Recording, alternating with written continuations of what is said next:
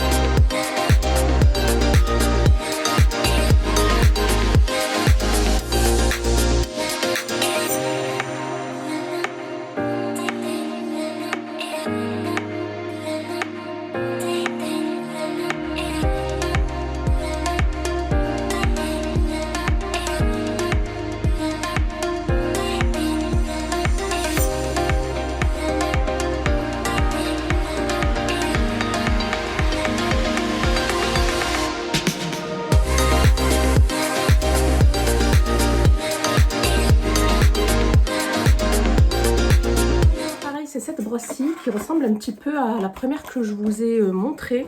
C'est la Fastness for Drying and Styling Hair. Donc ils disent que c'est c'est pour sécher très rapidement et styliser ses cheveux également très vite.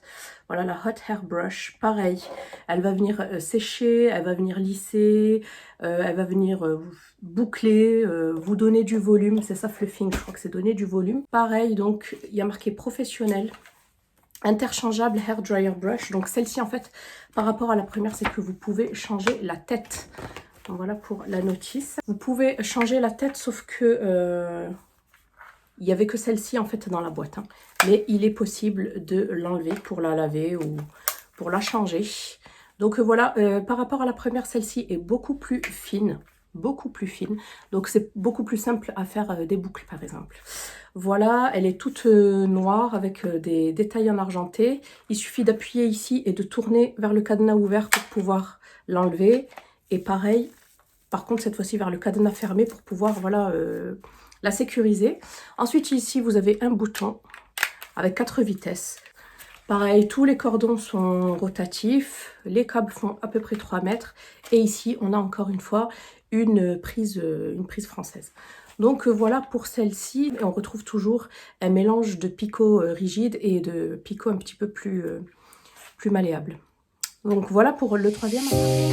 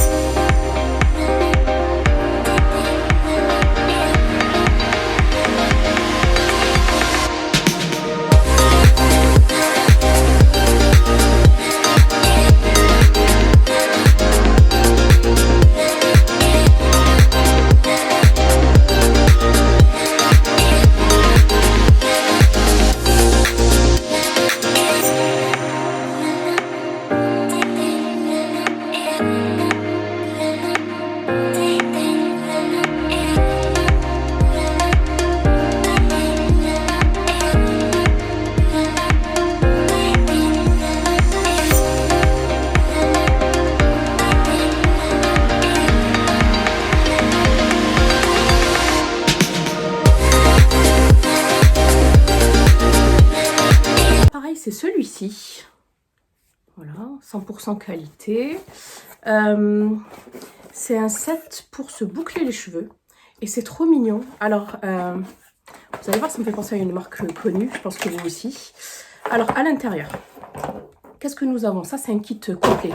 Donc, nous avons l'appareil qui se présente comme ceci, l'appareil, je dirais, principal, avec, vous voyez, le bouton on-off, le moins et le plus, pour pouvoir, en fait, agir sur la température. Nous avons